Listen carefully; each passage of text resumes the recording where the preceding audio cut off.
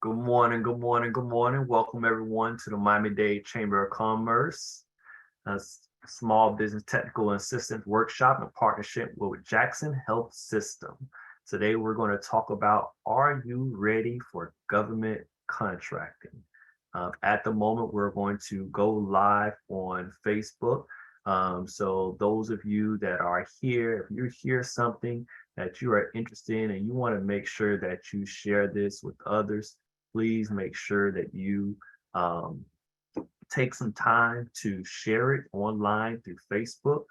We're going to get started in just a few moments. Feel free to say hello in the chat. Put in your chat your name, your business, what you do. As all these type of workshops, because we're not able to meet in person, we still want to be able to network.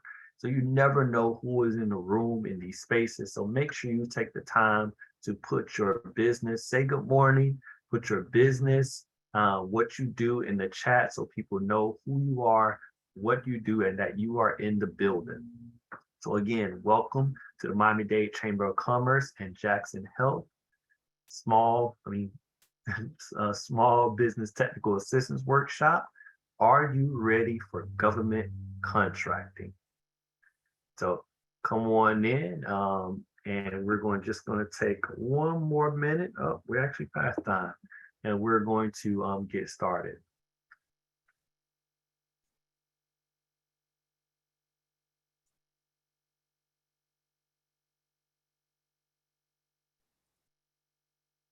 All right.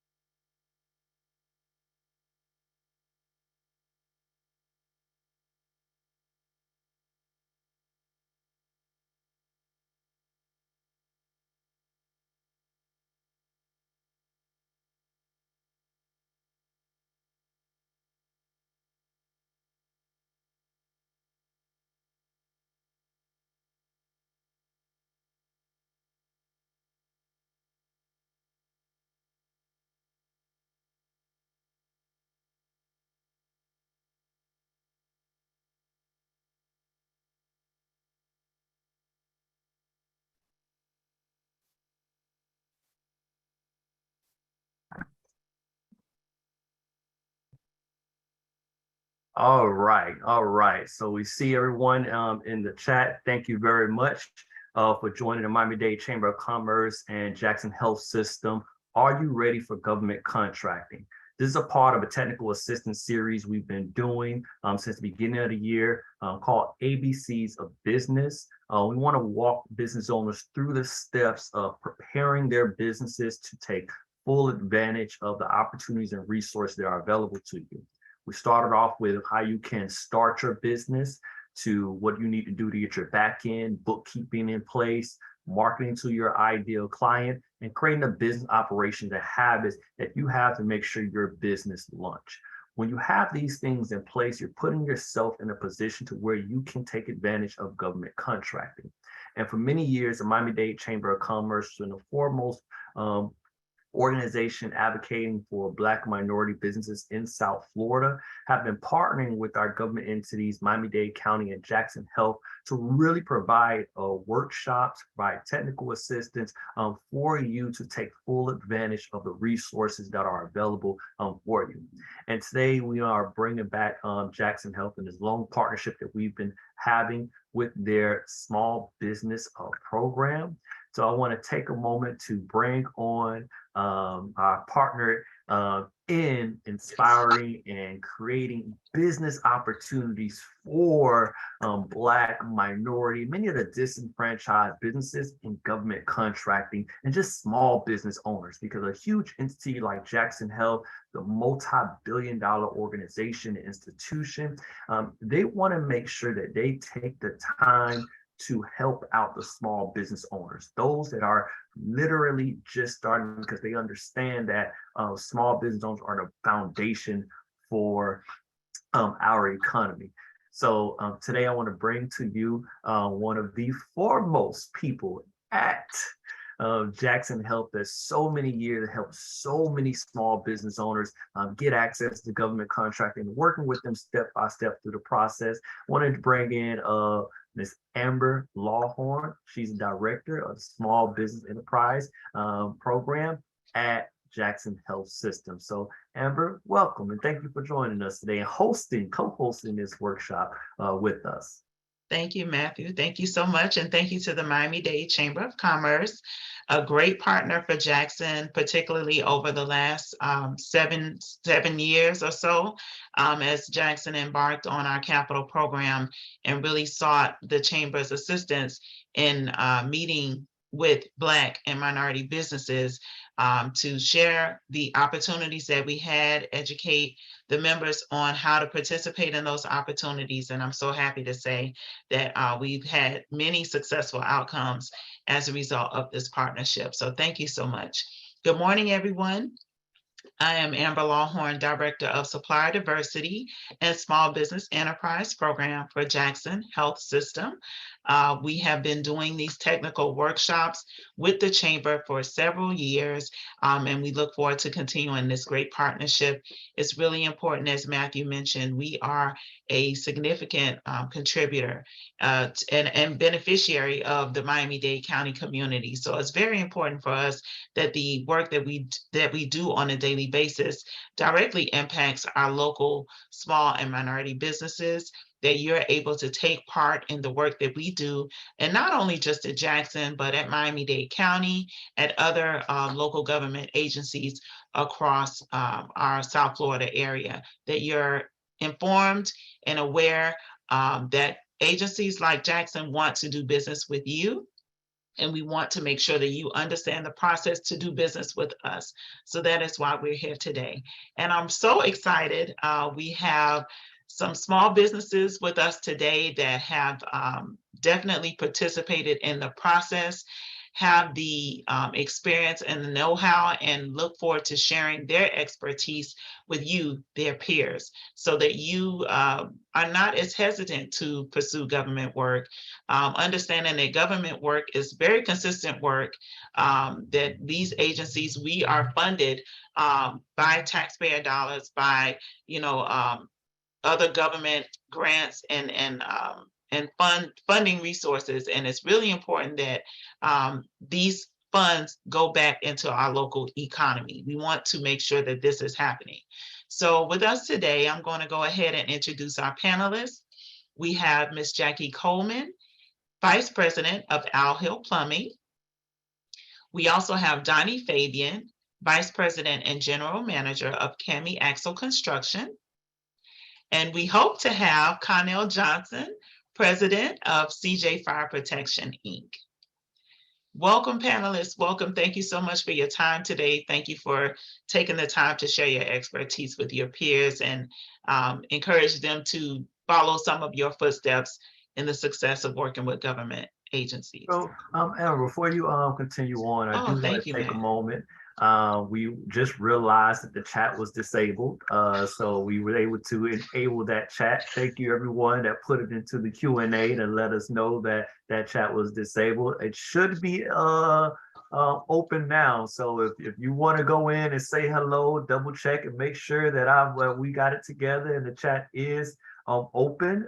Please go ahead and put in hello, how you doing, good morning. There you go. All right, and make sure you, as I said at the beginning, we may not be in person, but we still have to connect with one another. So make sure you put in your business, who you are, what you do. Let's use that chat. But I do want to make sure that if you have questions, and we have some amazing panelists here today we've been working with for many, many years. If you have questions, put it in the Q&A box so that it makes it easier for us to pull those questions out and share them. And if you're on Facebook, you can click the link to join and register right now so that you can ask those questions here through this Q&A. While you have these experts, I'm telling you, you have some of the best people that have gotten multi-million dollars in contracts, and a woman who is managing multi-million dollars in awarding contracts. So this is the perfect time for you to ask these questions right here, right now. So use that Q&A box, join through Facebook, and if you're on Facebook, share this with others because we need to make sure people understand and know this information. So with that said, I'm going to be quiet and I'm going to go off my video. I'm going to let those who are actually doing the work and managing the work take over. So Amber, thank you very much for hosting. Thank you, Matthew. Thank you. So again, panelists, thank you so much. Let's jump right in for the benefit of our attendees. So if you could just take yourselves off of mute so that we can make sure to hear your responses. We have some questions that we're going to use to guide the conversation, but the focus is really to get this information from you for the benefit of our attendees so that they are not hesitant to pursue government contract. They see your success and they can follow in your footsteps. So I'll start with Jackie with Al Hill Plumbing. If you would tell us how your business arrived at the decision to pursue government work. Good morning, everyone, and I'm grateful and thankful to both you, Amber, and Matthew, for giving us this opportunity. Just give you a little background about Al Hill Plumbing. We're minority contractors, and we got involved in government contracting during the years of the 1970s because, as many of you know, there were great opportunities. The government was going through a revitalization mandate. And during that revitalization mandate, minority contractors did not have a great opportunity until the Miami Urban League developed a program. And they developed a program not only to assist minority contractors, but also to assist workers. So in that LEAD program, there was a training for plumbers, electrician, and the other mechanical phases. And so that when we did get the opportunity, we would have workers available, because during the 1970s, most workers were created from mom and pop type operations. And even during that time, we had not gotten ourselves to a point where we were licensed. So if you can go back to that time, you see that during the 1970s is in Dade County, when most of the contractors who have been in business since the 1940s got grandfathered into their licenses. So now the Miami Urban League, along with the community who felt that they did a lot of picketing during that time, and the community felt like it was time for minority contractors to get some of this revitalization money that Miami-Dade County had. So through pressure of the community, through training with the Urban League, we were able to learn how to bid, first of all, and how to put in our proposals so that we could get work from Miami-Dade County. And it took a little pushing and nudging during that time, because we had not received, we're not embraced by the county as being able to handle these type of projects.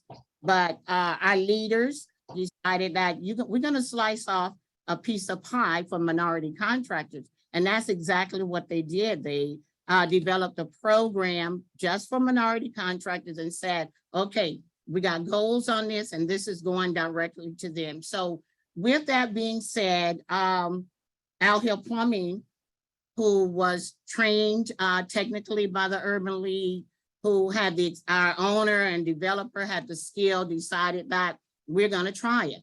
And with the support of then developed the Minority Contractors Association, we were able to go in and receive the training we needed to put in our bids, the training we needed to learn how to do our bookkeeping. So this was a great opportunity, and this was the time to do it. Wow, what a story. And it's so interesting because you talk about the 70s, and here we are in 2022, still seeing disparities. But thankfully there continue to be programs to provide that training and assist businesses with taking advantage of these opportunities. So I really enjoy that perspective of your story. Thank you for sharing. And if we can with Donnie. Donnie, I'd like to hear how Camiaxo came to government contracting. So just to give you guys a little background, we're a family owned and operated construction business. We, as a general contractor, can do various types of work, but we specialize in concrete work. And my father started the business in 2007. I came on board right around 2012. And my background was in education, having worked for the school board of Miami-Dade County. So one of the first things I did, I kind of looked towards that path, towards they still do Office of Economic Opportunity, which generated opportunities for minority-owned businesses. So we became certified. Our first contract there was a job order contract with MDCPS. We performed well. We were given additional opportunity, but the biggest, I would say, benefit that we gained from having gone through that program was the opportunity to meet and engage larger GCs that were looking for to provide opportunities for minority-owned small business enterprises. And so we through that program with Miami-Dade County Public Schools, we partnered up with a few larger GCs, the Turners and the other larger GCs that at the time were doing work for MDCPS. And today we're doing work. I see you have in the background the Jackson Memorial Hospital. We were at our project there with Turner. We participated on that job, and we were introduced to Turner by the work that we were doing with MDCPS. You see, and one thing just tied into another. Some of these GCs asked us to get pre-qualified with Jackson Health through their outreach events and things of that sort. So the opportunity just kind of started building up from there. But it really came, it was just an opportunity. It was an open door.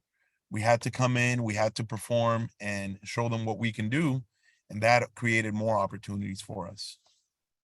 Awesome. So we heard about programs to bring equity to the vendor community in Al Hill's case, but with your case, Donnie, and Camiaxo, the business existed. You were able to tap into government contracting just from knowing about it, from working for the school board, and then that led to growth in your business. So we also have Mr. Johnson on the line. Hopefully we can get him. Mr. CJ. Good morning. Good morning. Good morning. If you could tell us how CJ Fire Protection got into government contracting. We started the business back in 1991. And what we were able to do was initially start out in the private sector. But what ended up happening was we got in touch with minority work through different individuals giving us word of mouth about opportunities that are there. And we're a relatively young company. So we got our first big break, ironically, with all people, Al Hill. Al Hill introduced us to minority work down in South Miami. And from there, we picked up another job with Al Hill and Jackie, that's on your panel. That gave us an opportunity to get acclimated to doing government work. And for the first, up until about 6 years ago, we primarily did private sector with only about 10% of government work. But the last 6 years, we've really switched over into a ratio of 80% to 10 to 20% minority work. So one of our big breaks came from of all people, Al Hill and Jackie there, giving us an opportunity to do a project and getting us informed about how to do work with the government. Thank you, Mr. CJ. I mean, you know, these questions, you never know, you know, how they're going to lead, but just to hear that you were able to tap into this opportunity because of another minority business that was able to take advantage of the programs, you know, to bring equity to what was going on with contracting. It really has a domino effect. So thank you for sharing that part of your story with us. I'd like to ask Jackie, I heard you give some percentages, Mr. Johnson. I'd like to ask Jackie and Donnie, what percentage of your business today is private versus government work? Jackie? Avenue Plumbing, we do approximately 5% private work. 95% of the work is government, whether it's with Miami-Dade County Public Schools or Miami-Dade County, and I'm pleased to say Jackson Health System. Wonderful. And Donnie? For us is somewhere around 60%. It would be public work, and then there's that 40% that we do for private clients. But as I mentioned earlier, some of these private clients came as a result of the relationships that we were able to establish through the public sector. So Thank you. Thank you. I really want our attendees to understand that there is enough work out there from government agencies. This is a huge pool of opportunity. So if you have not tapped into government contracting, now is the time. The work is out there. You have just a couple examples right here on your screen right now, telling you how much they're working with government agencies and how much of that work is supporting their business. So please start to look into this if you haven't already. So let's get to the next question. And I think maybe this is something that could help our attendees in terms of where do they start? You know, what were your first steps? So Jackie, I'm going to come back to you. I know that you know, part of it was the program that was put in place, and it provided you with training and education. But if you had to, you know, give someone guidance on how to start pursuing government work, would you suggest that they pursue some of that training? Is there another first step that you would suggest that they take? Training is very essential, Amber. We not only receive training, training is ongoing all the time. And what we do now is we still receive training from Miami-Dade Chamber. We tap into Miami-Dade County Small Business. We tap into your programs because training is so essential and everything is evolving every day to something different. I would suggest that those who are looking to do business with the government seek out every entity. And it seems to me that every entity that's offering small business and minority participation type contracts do offer that assistance. I see that Miami-Dade County on a regular basis are offering training programs. So it's because it's essential that you know how to maneuver, how to do work. I do say get all the training you can. Excellent. And you made an excellent point that each government agency that is looking to do business with small and minority businesses does have resources internally to help small and minority businesses. So if you're interested in working for the government, you would not go on this process alone. There are people within the agencies that have the specific role of assisting you. Myself at Jackson, we have myself and I have two colleagues, Miranda and Romelia. This is our focus every day, is to help small and minority businesses navigate our organizations. And I know that Miami-Dade County has a division, small business development division. As Donnie mentioned earlier, Miami-Dade County Public Schools, they have the Office of Economic Opportunity. So if you're interested in government contracting, I think it's really important to understand the agencies have resources available to help you through the process. Donnie, what were some of the resources that you tapped into in addition to OEO?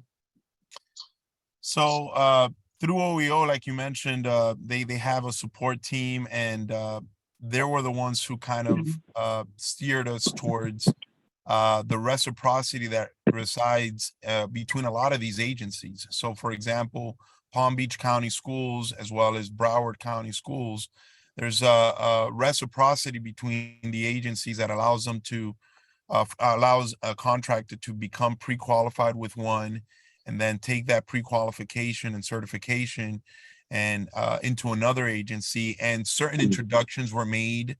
And so I would say just allowing these agencies to know you, know who you are, and what you're interested in accomplishing, That's a big deal because if you let them know, you guys have a vast network of other agencies and contractors and individuals that can possibly help. So by just putting ourselves out there with Miami-Dade County Public Schools OEO, that opened up a series of doors with other entities and municipalities that now when you trace it back, you see that it was really one that kind of opened up the door, and that one opened up the door to another one.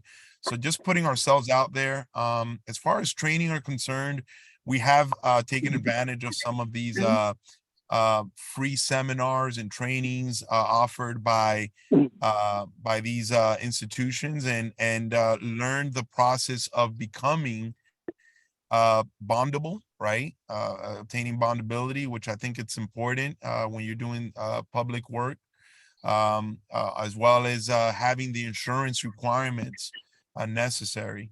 I think without having those things, you know, and sometimes we just don't know exactly where to start. So spending some time getting information, obtaining information on how to become bondable and how to have the proper insurance in place, and then becoming pre-qualified, I would say that's the first step. And any information that you're able to obtain related to those three subjects, pre-qualification and certification, bondability and insurance, I think it's going to be very useful and beneficial.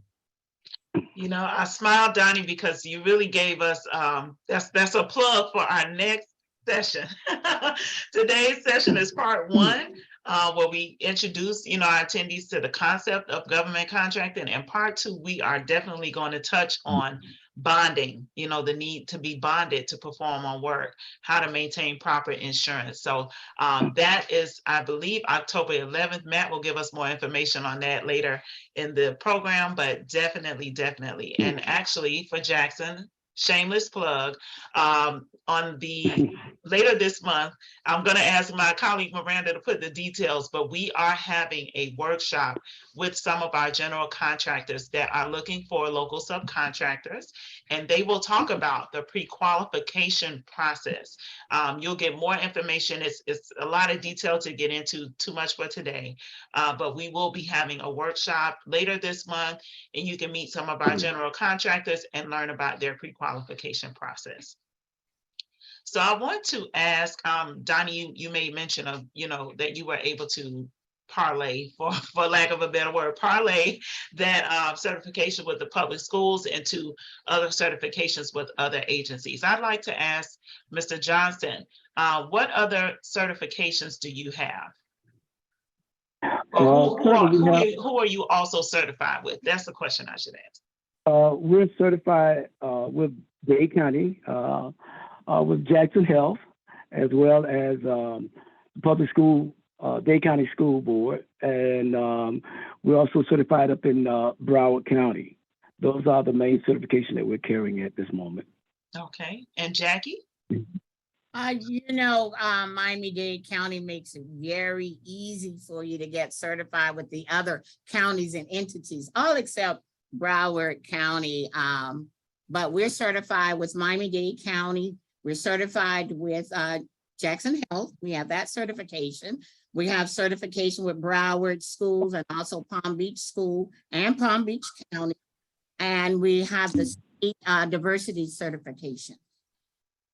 Wonderful. So I hope our attendees are able, you know, to get a glimpse of understanding, because you know, you have to get down into the details, but we encourage you to follow up with these agencies and these offices with our teams to get more information on certifications. But it is, you know, once you complete certification for one agency, the others basically ask for the same information. So once you complete with one, you know, you can pursue certifications with other agencies, because each of these agencies has, again, small and minority business programs. But the key to participating in those activities is that certification. And I just want to clarify for Jackson.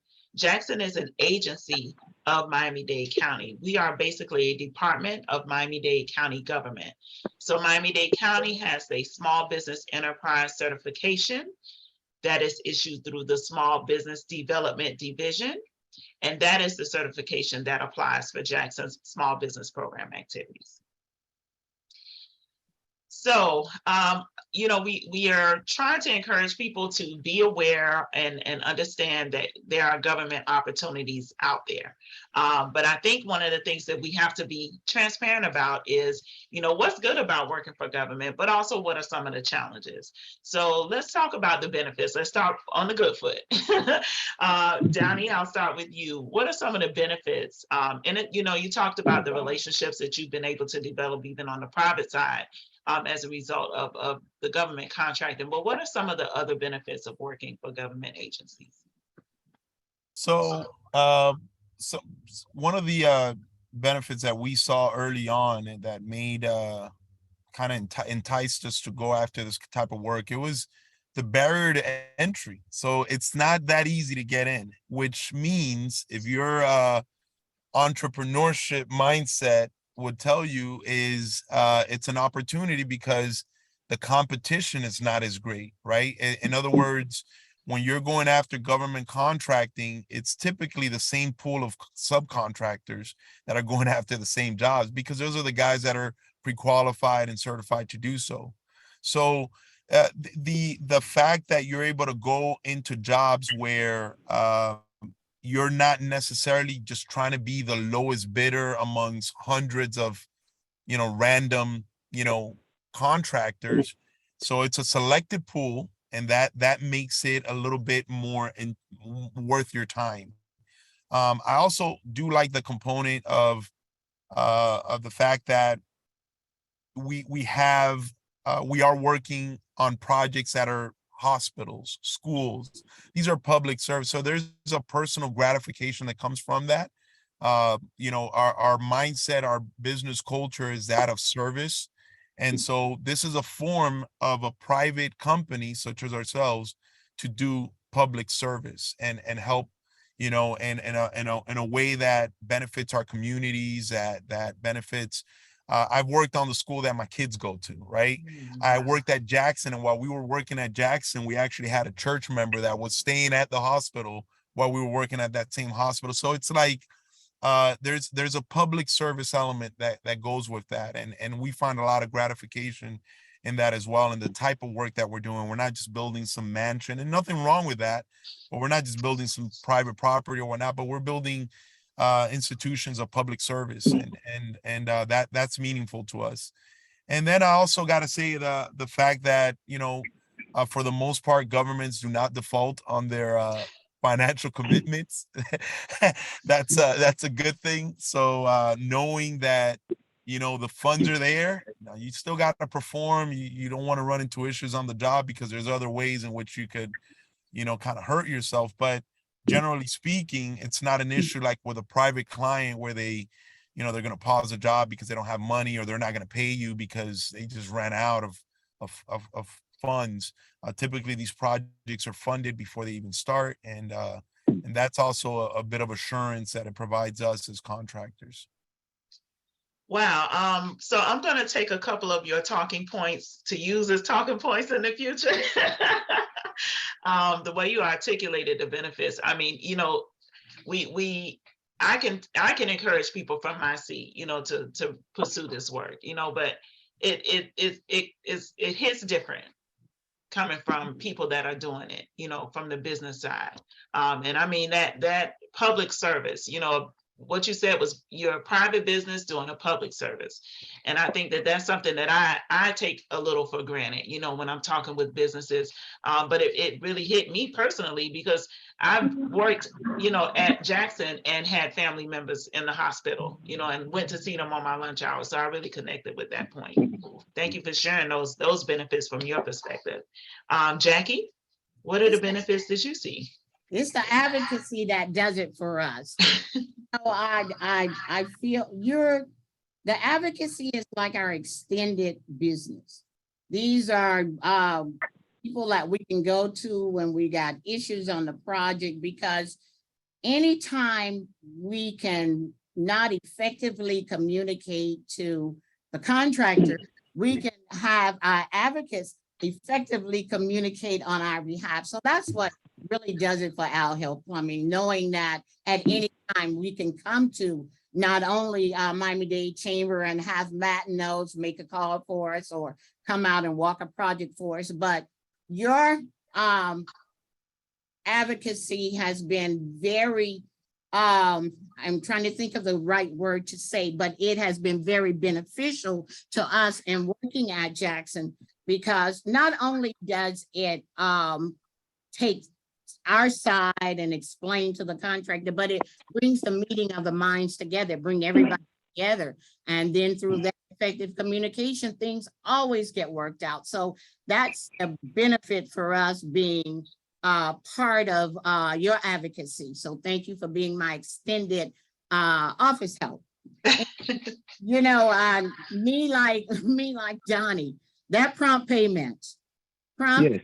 And knowing that the government ain't going out of business right now, so they still have the funds, because what I found out is the funds are allotted even before we go in to do the project. So just knowing that at a certain period, at a certain time, we're going to be able to get paid, because that trickle down effect when we talk about private industry and owners who didn't secure their finances properly, just knowing that if the owners can't pay the subs, we can't pay our vendors, and therefore this causes us to have issues not being able to pay vendors. So I like the fact that in the government, we got that prompt payment.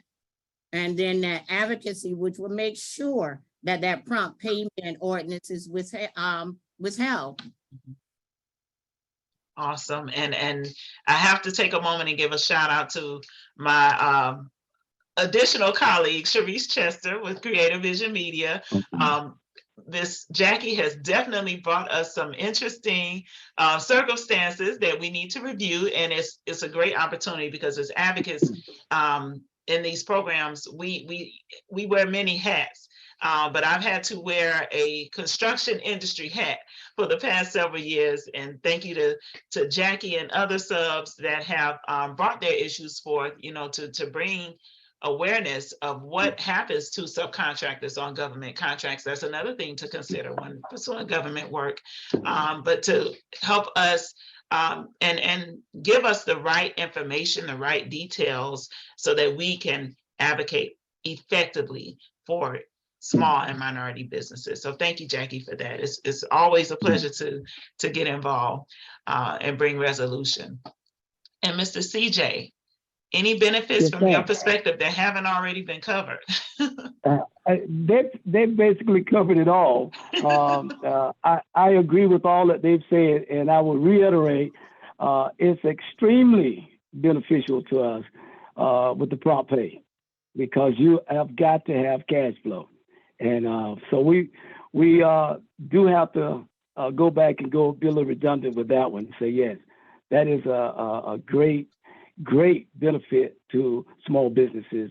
The prompt pay roughly 14 days after invoice is approved. So that's a great benefit for us. Thank you. So to our attendees, you've heard it from your peers, what they see the benefits are, and that payment is the biggest. Everybody will talk about that payment. Specifically, Miami-Dade County, we're required to pay certified vendors within 14 days of receipt of an invoice. So that's a legislative requirement, which is that protection for that program to work. I'm not down in private industry. I'm just letting you know, on the private industry side, they don't have those requirements. So government contracting includes requirements to protect you, to try to get you payment as soon as possible.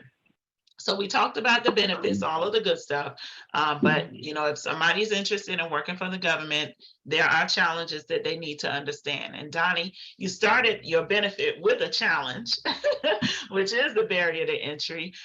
You know, you have to go through a process to participate in government contracting. So I'm going to go ahead and start with you again, Donnie, in terms of the challenges of working for government. And I quickly saw a question about bidding. You know, that's a part of the process. So tell us the challenges in working with government contractor from your perspective. So on the on the front end, you have the documentation and the requirements needed to become pre-qualified with these various entities. During the process of construction, the biggest challenge that I find is that projects, regardless of the size, do have a lot of paperwork involved. So a small project or a large project, there is a lot of documentation. There's certified payrolls in some cases that you have to do CPR reports and reporting. There's obviously the insurance components and maintaining the bond and insurance, as well as your pay application, which may vary depending on the contractor, if you're or if you're working directly for the government agency. But there is a good deal of paperwork involved and education necessary, that I think it's not entirely present when you're dealing with in the private sector. So there's a lot of paperwork and documentation and just requirements outside of the execution of the work. So a lot of times as contractors, we see a job and the job is the easiest part sometimes because there's just so much paperwork, documentation, submittal processes that are not also present in the private sector when you're having to go through just the city to obtain a permit, but now you're having to go through government building criterias and so on. So it could get a little bureaucratic in terms of the amount of paperwork. And I saw one time one of our pay applications with Miami-Dade County Public Schools on the back end. And I realized that after I submitted, there's like 7 other people that need to sign off on it. And that's just, and if somebody is not on the job and drop the ball or miss something, then that creates a lot of issues. Also on the side of change orders, when you're submitting a change order, you're not just dealing with one person. There's various individuals that need to get involved. The fact that there already is a budget for these jobs sometimes limits the amount of change orders that they can approve, and it becomes has to go to the board for approval. So there's a lot of processes and steps that I'm already somewhat accustomed to, but coming in from the private sector, you don't really see as much. We're used to just dealing with the client and getting that approved. Now we're dealing with the client and a slew of representatives. There's a lot of individuals involved. So I would say it would be the amount of paperwork and bureaucracy on the paperwork side, signatures and things having to be submitted within a certain time frame. If not, it gets kicked back and you need to resubmit it. So little things like that you kind of have to learn as you go. But we've seen that as a bit of a challenge in what we're trying to do. And then when I mentioned the size of the project, the same thing that's happening with $1 million project, sometimes you have a small job order that's like $30,000. You still have to go through the same process of, all this paperwork. And it's just, it can get a little bit frustrating. But you saw my head going up and down the entire time. I'm really glad that you brought that up, because sometimes people say, well, what's happening with my invoice? What's happening with the payout? There is a team. And in our case, I've seen, several dozen people involved, in a process. We move as quickly as we can, but it is important to understand that there's a lot that's going on in the background on the government side. But again, that 14-day payment, everybody is going to expedite the process as much as possible to minimize the impact on small and minority businesses. Yeah. So Amber, and if there's one little quick thing I can add, I don't want to forget. I know we talked about it when we spoke few weeks back. Another thing that I think it's very important as subs that we are careful who we partner up with on these government jobs. And I brought that up because some of these GCs are just trying to fulfill a requirement, to get the job. So you have to be very selective and very careful with who you partner up with, because again, some of these guys don't necessarily care about giving you an opportunity as a minority or a small contractor. They're just trying to fulfill some requirement that some box they have to check off. 5% requirement or whatever it is.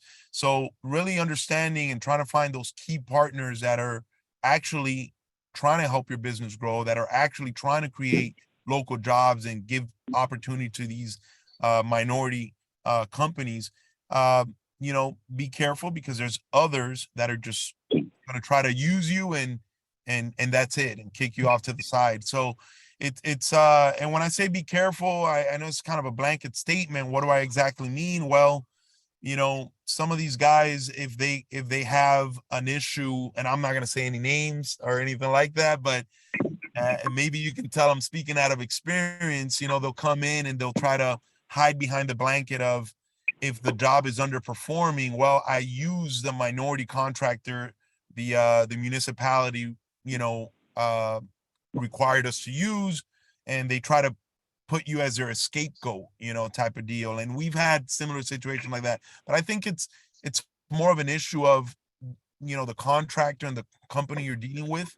So if you get to know them a little bit, and understand, where their heart is and what they're trying to do, and are they really trying to invest and locally and into minority companies, then you'll get a good sense, asking a few probing questions of, who are these guys that are just coming in and trying to use you, and who are these guys that are actually trying to help you grow and give you opportunities.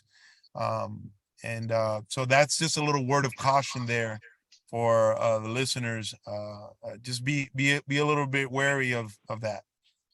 And I'm glad that we're here to really give a real picture of government contracting, working for government agencies, pursuing these contracts. The work is out there. We want everybody to take advantage, but it's important that you know the things that you need to look out for. And I will say from my seat, I think it's word of mouth, listening to some of your peers, talking to people. Well, did you work with this company before? What was your experience? But you can't base your decision on one person's experience, of course, but if you talk around, talk to some of your peers and really listen to what they say, but also, like he said, be observant in your own interactions with these companies to determine if they're the right partner for you. And Mr. CJ, I heard some concurrence with some of what Donnie was saying. So from your side, what are some of the challenges? It's absolutely, as much as prompt pay is a benefit, it's also a tremendous challenge. So there's work to be done there, and you must understand that 14 days does not necessarily mean that you're going to get paid in 14 days. We're still growing in that area. That's one area that becomes a challenge.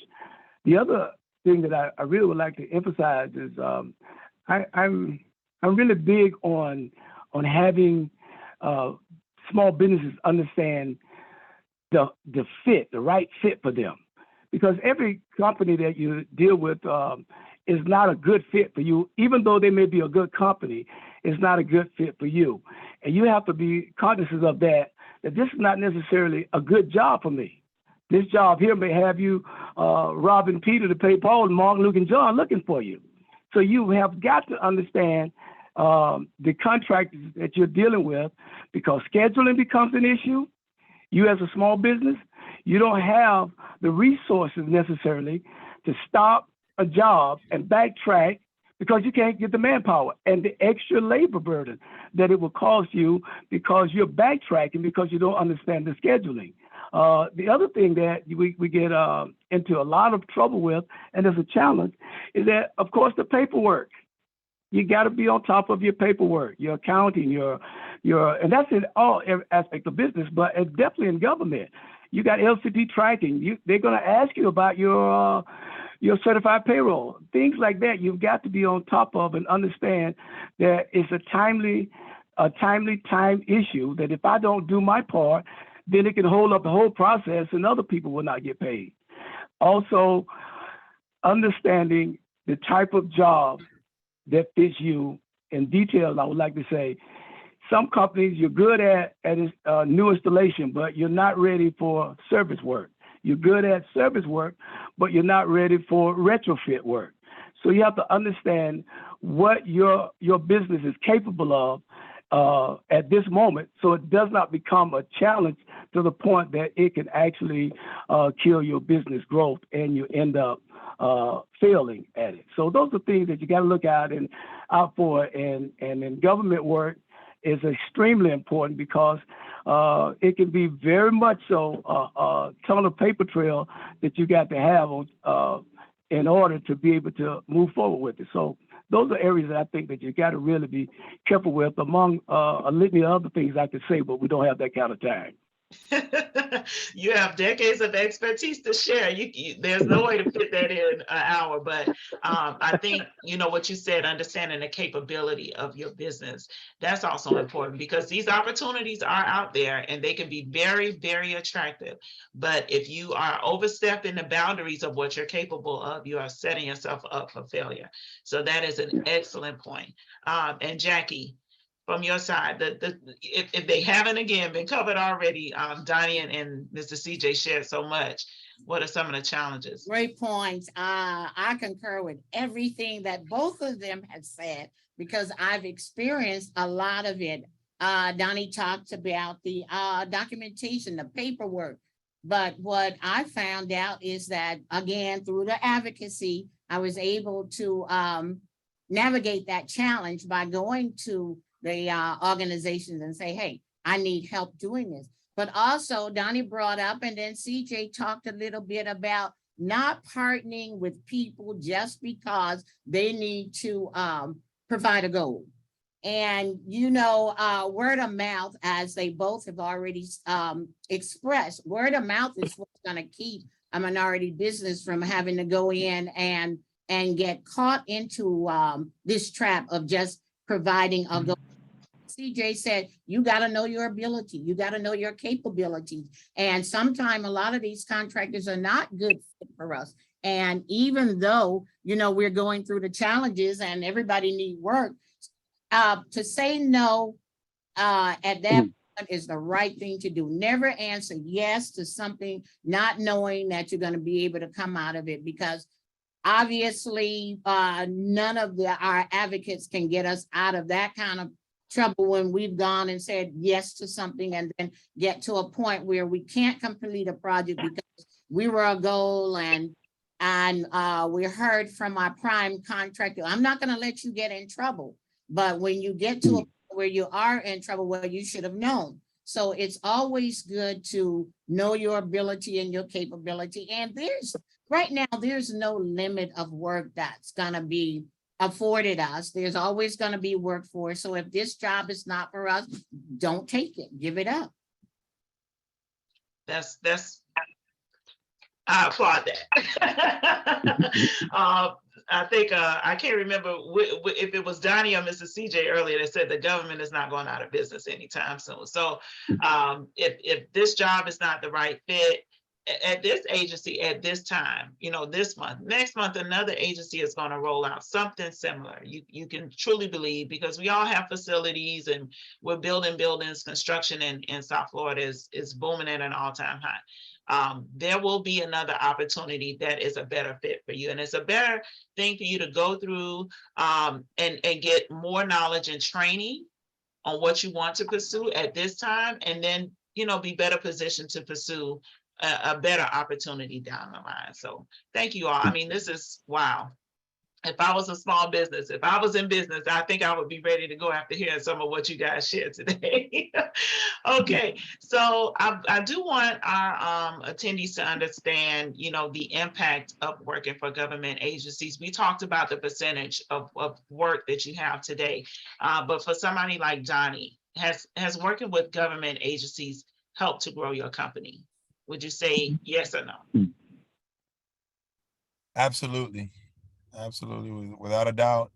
It was a catalyst we needed at one point in time. We had, when I came on board, my father had gotten comfortable with just a small few clients, and just the business was stagnant. And one of those benefits of working for a government agency is also a steady stream of work, right? So it's somewhat predictable. A lot of these government agencies have budgets, annual budgets. Miami-Dade County Public Schools has a budget that every year they're going to spend X amount of money on renovations or improvement, deferred maintenance projects, X, Y, Z. So just that steady stream of work for us, that was our initial plan, to be honest with you. When I came on board, there was a little bit of instability in the amount of work that we would get. So in trying to keep a fixed crew of guys just going, we said we got to try to find something that's going to just keep feeding the pipeline. And that's when we were able to tap into the government jobs, and every year it represents a steady 60-70% of the revenue that we generate. So absolutely, we've seen growth from it, and we are looking to continue to expand, even through some government agencies. We haven't tapped into DOT, Department of Transportation, and that's something where I feel like we have somewhat of a competitive advantage there. So we're looking at other opportunities, but definitely part of our strategic growth plan always involves government work. And you make a great point. You know, it made me think about the pandemic. COVID hit, some industries fell. But I'll tell you, Jackson's work never stopped. Al Hill was still working on our projects clean through the pandemic. CJ continued to work. The DTC was recently executed, you know, so that is a really important point. The government work is steady and will continue. Mr. CJ, has government contracting helped to grow your business? Absolutely. I had some great days, good days, I should say, doing private sector primarily, and my new part was government in the first stages of my company. But we had a really tough spot we hit some years ago, and over the last 6 years, I can tell you unequivocally, it has been the source of our growth, and it has caused us to grow exponentially. The government, because our job at Jackson Airport and other government projects that we've been involved with. And the reason why I would say that it helped us grow so was because of the percentage for being able to get work grew when I got out of the private sector. The bidding pool wasn't as large, and you had a means of gauging how to bid jobs for the government, as well as some of the competition that you were going to deal with, and you knew they couldn't do all the work. Mm-hmm. So I had more of an opportunity to get that. So when you got to that point, you're able to get more work. And in any business, you need to have some form of steady income flow coming. And government work provided that, and it gave us a good foundation, and it just caused us to grow exponentially over the last 6-7 years doing government work primarily. So yes, it has helped us to grow. Thank you. And Jackie, for Al Hill Plumbing. Name is my colleague. Absolutely, which is, in the beginning, I told you 95% of our work is government work. Mm-hmm. Absolutely, it has kept us in business, because as we talked about during the pandemic, a lot of businesses went under, but we had government work when the pandemic started, and we were able to continue. Wonderful. So I know that time is, I wish it was infinite, but it's not, you know, so we have to come to a close in a few, but we definitely have some questions we want to get to before doing so. I just have one last question for our panelists. Give us one piece of advice that you would give to a smaller minority business that is hesitant. Even after hearing everything that you shared today, they still may be hesitant about pursuing government work. Just one piece of advice. Jackie? I like to point everybody to effective communication. We cannot shy away from sharing what we've learned, nor can we shy away from asking for what we need and what we desire. So if we can effectively communicate to Miami-Dade Chamber, to Jackson Hospital, to Miami-Dade County and the likes, Miami-Dade Public Schools, then we can navigate ourselves through the process of becoming government contractors. Wonderful. Donnie, Your one piece of advice. One piece of advice. I would say if you're on the fence about going after government work, I say get off the fence. Take at least one step. It could be a bit overwhelming to try to do everything all at once, but it can start by just plugging in, just getting that pre-qualification. So take that first step. I would say take that first step, and I think you won't regret it. I love that. Thank you, Donnie. And Mr. CJ, we'll end with you. Your one piece of advice. I would say move fear out of the way. Don't be afraid of the payroll, the increase in government wages. Have faith in what you're capable of doing and understand your capability. And most of all, along with faith, don't doubt yourself, but communicate to all that's involved with your business that this is something that you can do. And it's a great opportunity, and the government is not going bankrupt no time soon. Thank you so much. Thank you all.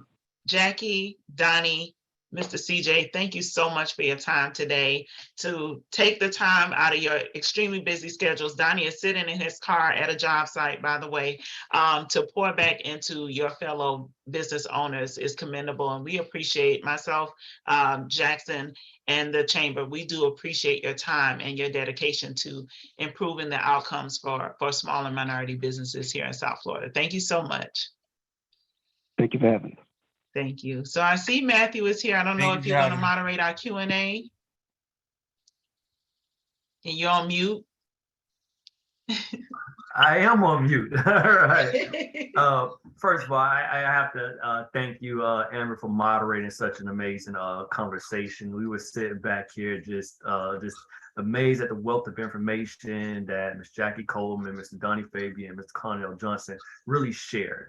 These are the things that we teach about, we share, and we empower businesses, but it is so much more to hear it from those that have the experience in doing it. So thank you so much for doing that. It was when looking at the chat and the questions, there was a sense of quiet. And many times when people think it's quiet, that means people don't have questions, but it's really sometimes, many times, is because they really appreciate the information that you're sharing and that you're doing it so clearly and so simply that they can take action.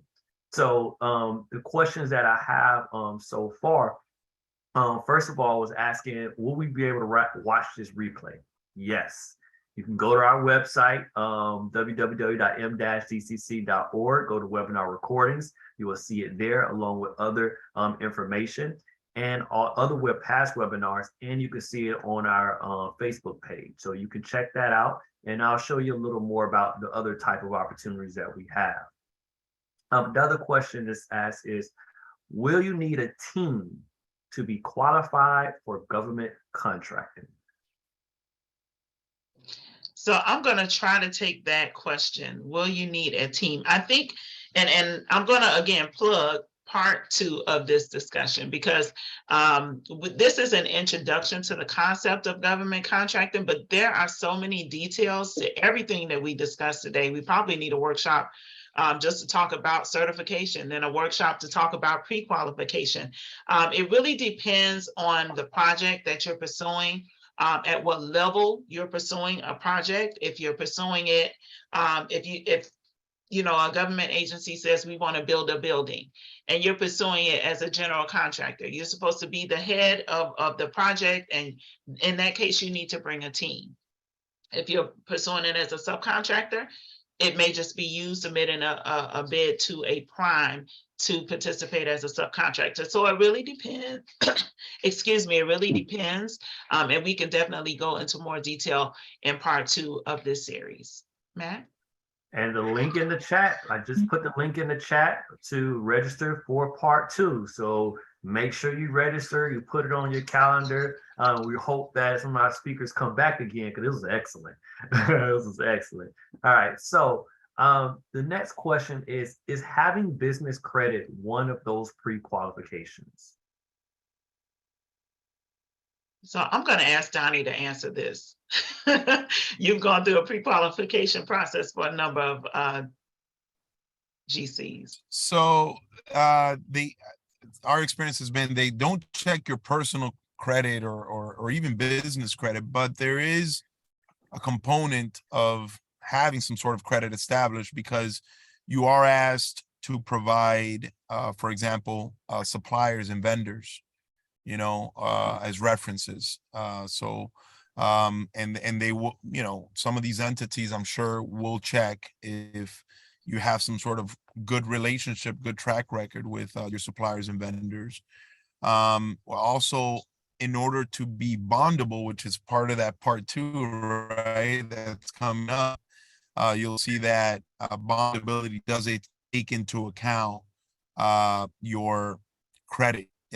Whoever is securing that bond, which typically are the principals or the owners of the business, they would need to have a good credit history. So it's just good business practice to have good, some sort of good credit. But there hasn't been a pre-qualification where they've asked us to provide, or they've pulled our personal credits or even the business credit. But there's ways where they can figure out if there's something shaky there, either through your bonding or your references, that this person does not have a good credit, financial credit history. I'm not sure if that answers the question for you.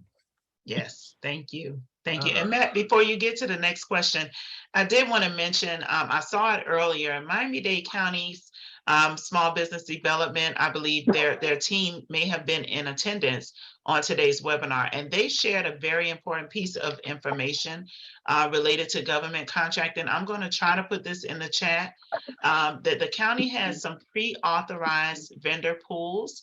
So this is a great way for smaller minority businesses to get into government contracting, particularly on the products and services side. You can click the link. I was able to put that in the chat and find out more information on those vendor pools and how to participate. They established, and this is my limited knowledge, they're the experts, but they established a pool where they're looking for vendors in this particular product or service. And you can get registered in that pool. And as those needs come out, they bid amongst that pool. So Donnie talked earlier about being in a limited pool of vendors, that has a better, you have a better chance of winning that work when that's the case. So please do look into that. That's a great start for working with the government contract. Thanks, Matt. All right, for the sake of time, I'm going to combine our last two questions. Actually, it's just twofold. Number one, is government contracting ideal for beauty professionals? And two, are you able to register as an SBE with Broward and Palm Beach if your physical office is in Miami-Dade County? So, I've seen that question, Deborah. I'm really, from my seat, we have not had opportunities for beauty professionals at Jackson, but we're one piece of Miami-Dade County government. It's a huge agency. There's more information on their site in terms of, the contracts that they've established that may offer opportunities for beauty professionals. And I cannot speak for for public schools, Miami-Dade County Public Schools, for Palm Beach schools. I can't speak for those other agencies. I just know for Jackson, we haven't had those opportunities for beauty professionals. And then Karen, are you able to register? So you have to look at each agency's requirements for certification. I know that some agencies have a reciprocity agreement with other agencies. Donnie talked about Miami-Dade County Public Schools. Once you get certified with them, you can pursue certification for other agencies. Donnie, let me ask you, with an office in Miami-Dade, did that come into play for those other agencies? So with the school system, no. Not to have the certification. With the county, it did.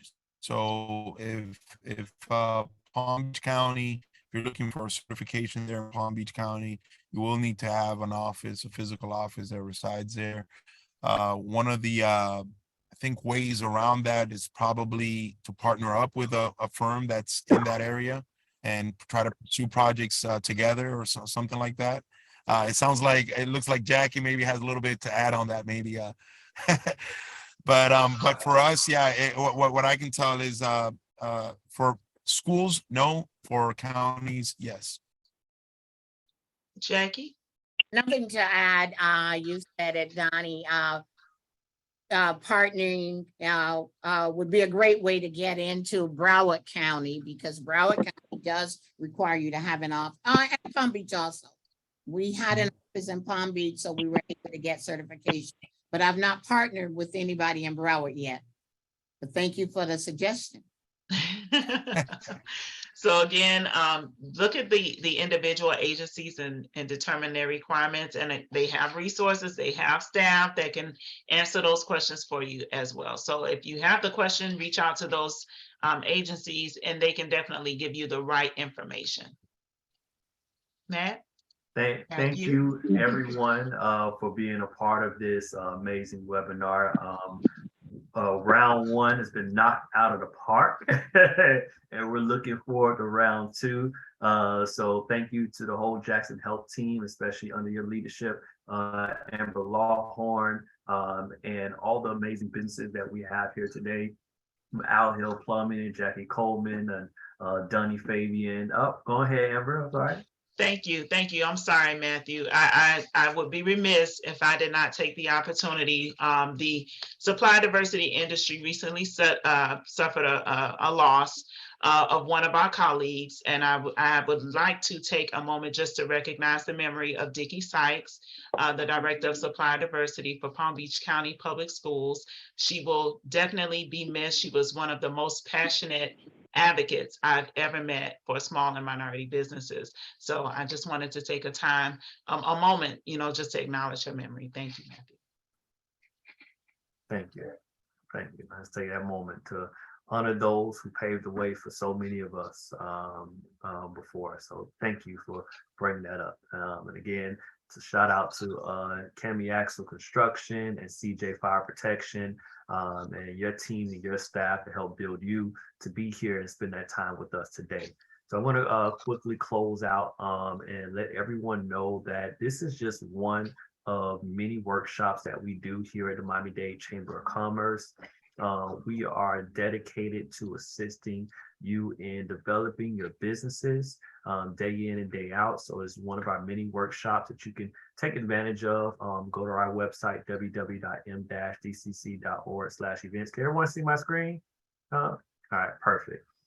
And a lot of this information that you hear, we have online, but we do one-on-one technical assistance through our program, as also in partnership with the SBA and the Miami-Dade Community Navigator Program. But we'll sit with you one-on-one to help you take this information and make it into practice. We are funded by the SBA, and we're partnered with many organizations throughout South Florida to provide wraparound services to assist you with you need bonding, business planning, insurances, your back end. All this is available for you. So just reach out and assist, and we're here. There's a lot of people that are here to support you. Here at the Miami-Dade Chamber of Commerce, myself and my colleague Gina Ortella, you can come and go to our website, www.m-dcc.org/technical assistance. You can give us a call, screenshot that information, and you'll be able to see that. And it looks like my PowerPoint just shut down. So for those, if you want to see a recording of this, feel free to join in. Go to our website. You will see that we've been doing this for a while.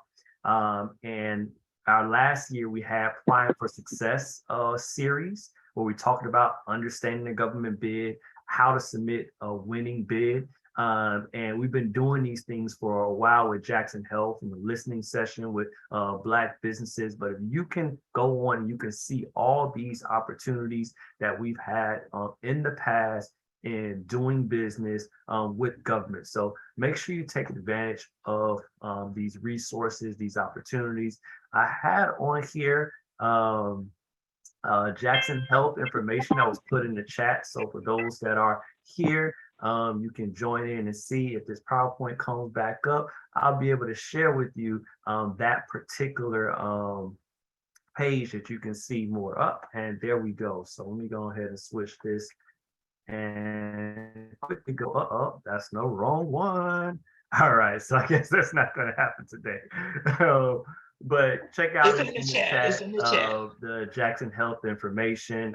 You can go and email them directly at smallbusiness@jhsmiami.org for one-on-one assistance. For those that are listening and may not have access, I'm gonna say that one more time: smallbusiness@jhsmiami.org. And if you need any assistance, you can always visit their website, www.jacksonsmallbusiness.org. Again, that's jacksonsmallbusiness.org.